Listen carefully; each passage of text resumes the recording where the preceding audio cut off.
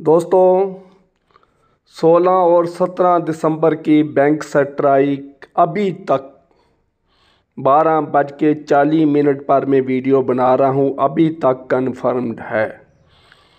क्योंकि CLC reconciliation meetings और bank management के जो प्रेशर हैं यूनियन के ऊपर और गवर्नमेंट के जो टैक्टिक्स हैं और उनके जो मैनेजमेंट के लुभावने सपने दिखाने की जो बात थी वो सारे फेल हो चुके हैं। तो अभी तक लेटेस्ट रिपोर्ट यूनियन की तरफ से नहीं आई है, लेकिन सोशल मीडिया से इतना ज़रूर पता चला है कि कल की स्ट्राइक की पूरी कन्फर्म्ड है। UNI को एक रिपोर्ट में एक यूनियन लीडर ने कहा है कि कल की स्ट्राइक कन्फर्म्ड है। उसके बेस पर मैं वीडियो बना रहा हूं और वीडियो बनाने की ज़रूरत भी तभी पड़ी क्योंकि बहुत फ़ोन आने शुरू हुए सुबह 6 बजे से। व्हाट्सएप पर मैसेज आ रहे हैं, ईमेल्स आ रही हैं कि कल की स्ट्राइक का क्या बना। ये बैंकर्स ही नहीं है, ये कोचिंग एकेडमी वाले जो हैं बैंकर्स के, जो बैंक को ट्रेनिंग देते हैं, कोचिंग देती हैं बैंक क्लरिकल प्रोबेशनरी ऑफिसर्स की, उन्होंने भी ये पूछा है कि कल 2 दिन की स्ट्राइक का क्या पोजीशन है। क्योंकि एक रिवाज बन गया है बैंक की स्ट्राइक तकरीबन कैंसिल होती है, लेकिन इस बार जो गवर्नमेंट है वो एडमेंट है और प्राइवेटाइजेशन का बिल जो है वो पास होना है। दूसरी तरफ CH वेंकटाचलम साहब ने एक प्रेस रिपोर्ट में आज ही कहा है कि अगर सरकार प्राइवेटाइजेशन का बिल वापस लेने का एश्योरेंस देती है तो हम स्ट्राइक वापस ले सकते हैं। तो unions will take back strike, ये CH वेंकटाचलम साहब का स्टेटमेंट है, जो अभी तक जिसकी हार्ड कॉपी मेरे पास कुछ नहीं है, कोई रिपोर्ट मेरे पास नहीं है, ये सिर्फ इन्फॉर्मेशन है, प्रेस की इन्फॉर्मेशन है, प्रेस को उन्होंने स्टेटमेंट में यह कहा है। लेकिन 13 दिसंबर का जो AIBE का अपना लेटर है जो मैं आपको वीडियो में दिखा रहा हूँ, उसमें AIBE ने कहा है मार्च ऑन फॉर स्ट्राइक। इस स्ट्राइक के लिए तैयार रहें, 16 और 17 दिसंबर की स्ट्राइक होनी ही होनी है। तो अभी तक हम इस कंक्लूजन पर पहुंचते हैं, इस रिज़ल्ट पर पहुंचे हैं कि अभी तक स्ट्राइक कैंसिल नहीं हुई है। लेकिन गवर्नमेंट की तरफ से किसी भी तरह की कोई भी यूनियन को मनाने की, लुभाने की कोई भी चाल लास्ट मिनट पर भी कैंसलेशन का कारण बन सकती है। लेकिन आपको पता है कि बैंक यूनियंस की बारगेनिंग पावर बहुत कम हो गई है, क्योंकि अब पब्लिक को हरासमेंट नहीं होती है। पॉस मशीनें हैं, नेट बैंकिंग है, ATMs हैं और बिजनेस फैसिलिटेटर बैठे हैं। तो सभी तरह के जो क्रेडिट कार्ड आ गए हैं, ATM कार्ड आ गए हैं, तो हर तरह की फैसिलिटी पब्लिक को मिल चुकी है। बैंकिंग की 2 दिन की स्ट्राइक का ज़्यादा असर नहीं पड़ता है जो पहले पड़ा करता था। अगर उसके साथ कंपैरिजन करें तो वो उतना नहीं है, अब उसका 10% रह गया है। तो इसलिए 1-2 दिन की स्ट्राइक को सरकार झेल जाती है, ज़्यादा महत्व नहीं देती है। दूसरी बात है मैनेजमेंट की तरफ से एम्प्लॉइज़ को डराने धमकाने की पूरी कोशिश की जा रही है। ट्विटर हैंडल पर मैंने पढ़ा है सभी बैंक्स के MDs ने, चेयरमैन्स ने वार्न किया है अपने स्टाफ को कि अगर वो स्ट्राइक पर जाएंगे तो stern action will be taken, strict action can be taken, service break can be considered. ये वर्ड्स उन्होंने लिखे हुए हैं जो सोशल मीडिया पर मैं देख रहा हूँ। इंस्टाग्राम पर भी आ चुका है, टेलीग्राम चैनल पर भी आ चुका है और ट्विटर पर भी मैंने अभी अभी पढ़ा है। ट्विटर का तो मैं आपको वीडियो में दिखा ही रहा हूँ। तो ये सोशल मीडिया के ऊपर उन्होंने अपना धमकी भरा है और बैंक वाइज लेटर भी निकाल दिया गया है। सभी बैंक्स ने अपने सारे स्टाफ को बोल दिया है कि अगर वो जाएंगे तो bank can take action as per norms, as per their rules, service rules. तो ये धमकी दी गई है, लेकिन अब इस बार जो है यूनियंस इकट्ठी हैं और स्ट्राइक कामयाब हो जाएगी। पूरा चांस है स्ट्राइक को कामयाब करने का। तीसरी बात है, यूनियन ने एक 15 पेज का एक लेटर निकाला है, UFBU की तरफ से है, तो उसमें बहुत कुछ लिखा हुआ है। उन्होंने प्राइवेटाइजेशन के बारे में सरकार को बताया है कि 1969 से पहले सारे ही बैंक प्राइवेट थे, तो इसको नेशनलाइज करने की ज़रूरत क्यों पड़ी। दूसरी बात उन्होंने कही है कि क्या प्राइवेट बैंक फेल नहीं हुए हैं। 2132 बैंक, प्राइवेट बैंक इंडिया में फेल हो चुके हैं। 1913 से लेकर 1968 तक 2132 बैंक, प्राइवेट बैंक्स फेल हो चुके हैं। उनकी लिस्ट में 25 बैंक्स की लिस्ट जो उन्होंने बताई है वो मैं आपको वीडियो में दिखा रहा हूँ। 25 बड़े बैंक, उनकी लिस्ट नाम है उनके, तो वो बैंक ऑफ लाहौर जैसे है, द बैंक ऑफ नैनीताल जैसे ऐसे प्राइवेट बैंक्स थे जो फेल हो चुके हैं। मैं उनकी लिस्ट आपको दिखा रहा हूँ। तो ऐसे है, क्या प्राइवेट बैंक्स फेल नहीं होते हैं।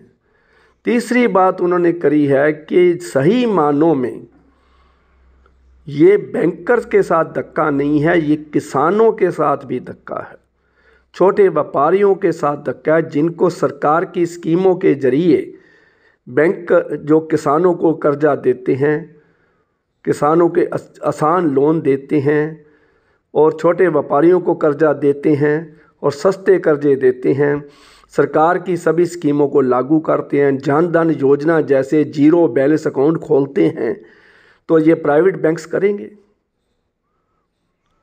उन्होंने एक डाटा में बताया है कि 8,900 employee, less than 9,000 employees are running Punjab and Sind bank. तो कितने हज़ार ब्रांचेस को 8,900 एम्प्लॉइज चला रहे हैं। दूसरी तरफ कोटक महिंद्रा बैंक की 1600 ब्रांचेस को चलाने के लिए 71,000 एम्प्लॉई हैं। तो क्या है, उन्होंने ये भी बताया है कि अगर ऐसा स्ट्रेंथ मिल जाती है, उन्होंने ये भी बताया है लेटर में कि नेशनलाइजेशन के बाद 1 लाख एम्प्लॉइज़ कम हो चुके हैं बैंकिंग इंडस्ट्री में। उन्होंने ये भी बताया है कि मैं आपको पढ़ के ही सुनाता हूँ, देखिए कि कितना फ़र्क पड़ा है हमारे में, हमने कितनी तरक्की करी है नेशनलाइजेशन के बाद, कितना कुछ हुआ है वो भी देख लेते हैं।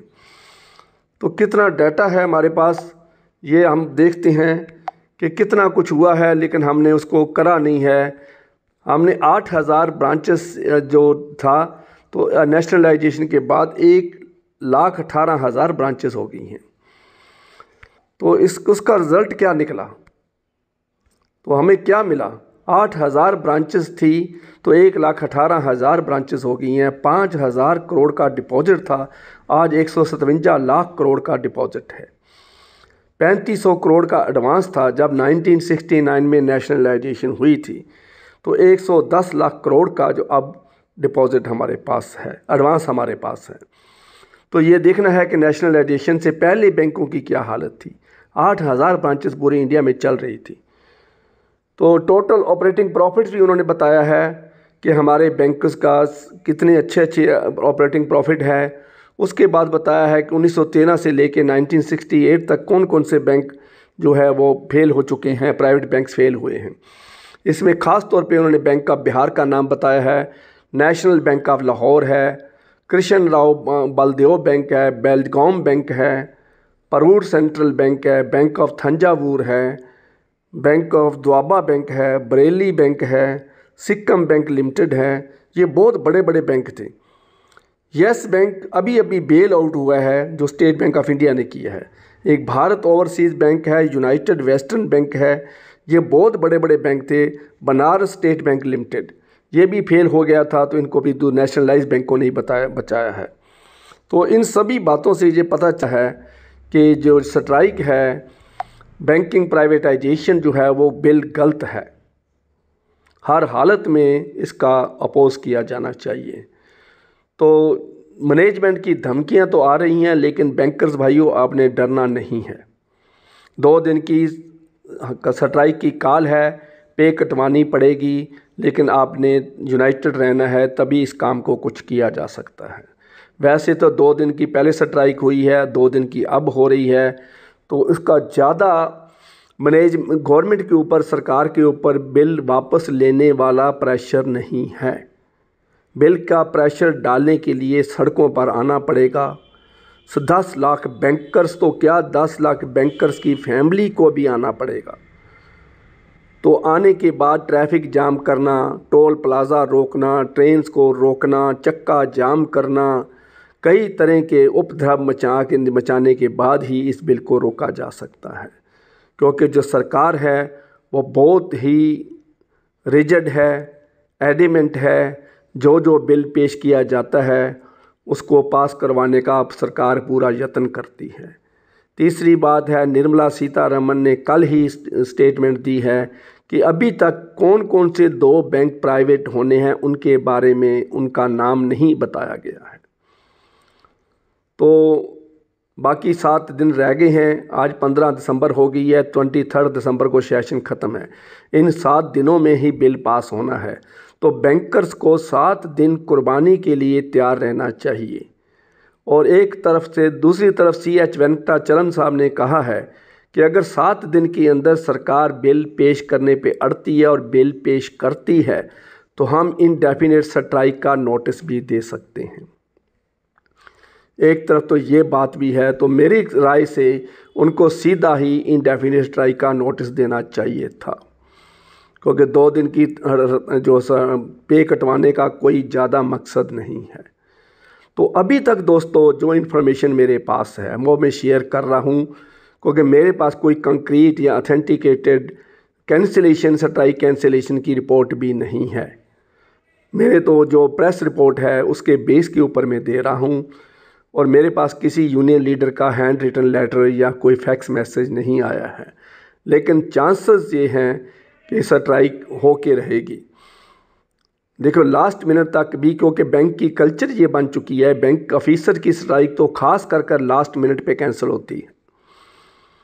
इसलिए सभी को डाउट है, एम्प्लॉइज़ को भी डाउट है कि कल हमने बैंक आना है कि नहीं आना है। तो जब भी कोई अपडेट आता है तो मैं आपको इमीडिएटली छोटी 2 मिनट की वीडियो बनाकर आपको इन्फॉर्म करना ज़रूरी समझूंगा। मैं ज़रूर डालूंगा, चाहे वो रात के 8 बजे 9 बजे लेट नाइट पर भी डालनी पड़े तो मैं डाल के सोऊंगा। तो इसलिए भाइयों, जो पक्के इरादे की ज़रूरत है, डिटर्मिनेशन की ज़रूरत है, कुर्बानी की ज़रूरत है, तभी इस बिल को वापस करवाया जा सकता है। और देखिए, ये सिर्फ बैंकर्स का मसला नहीं है। अगर मेरी राय लीजिए तो सही मानों में किसान आंदोलन यही है। किसानों को इससे बहुत बड़ा झटका लगेगा। जो बैंक उनको टर्म लोन देते हैं, क्रॉप लोन देते हैं, खाद के लिए लिमिटें बना के देते हैं, एग्रीकल्चर इम्प्लीमेंट्स के लिए सस्ते कर्जे देते हैं, उनको कई तरह के ओवरड्राफ्ट देते हैं, CGT MSC लोन देते हैं, क्रेडिट गारंटी गवर्नमेंट की गारंटी वाले लोन देते हैं। तो इसलिए भाइयों, ये सही मानों में किसान आंदोलन है। जो भाई मेरा सुन रहा है वो किसान आंदोलन, असली किसान आंदोलन अब है। अगर बैंक प्राइवेट हो गए तो आपको बहुत झटका लगेगा। उससे झटका नहीं लगना था, कृषि बिल पास होने से इतना झटका नहीं लगना था जितना बैंक प्राइवेटाइजेशन से लग जाएगा। तो इसलिए मैं आपको वीडियो में सारा डाटा भी दिखा रहा हूँ, कौन कौन से बैंक प्राइवेट फेल हुए हैं वो भी दिखा रहा हूँ, कितना डिपॉजिट है वो भी दिखा रहा हूँ। तो मोदी साहब ने क्या कहा ये भी दिखा रहा हूँ, CH वेंकटाचलम साहब ने क्या कहा वो भी दिखा रहा हूँ। तो वीडियो बनाने का लाभ तभी है भाइयों अगर इसको आगे शेयर करोगे। आगे शेयर करने में 1 सेकेंड 5 सेकेंड से ज़्यादा समय नहीं लगता है। इसको आगे शेयर करा करो ताकि सभी बैंकर्स भाइयों के पास ये पहुंच जाए। और दूसरा है, सब्सक्राइब जरूर करना है, आप भी करना है। अपने दोस्तों मित्रों से, अपने फैमिली मेम्बर से भी इसको सब्सक्राइब कराएं ताकि आपके पास ये वीडियो पहुंचती रहे। मुझे सब्सक्राइब करने का एक ही लाभ है कि मुझे अगली वीडियो डालने का उत्साह मिलता है। इसलिए आप इसको सब्सक्राइब करने से गुरेज ना करें। Thank you very much.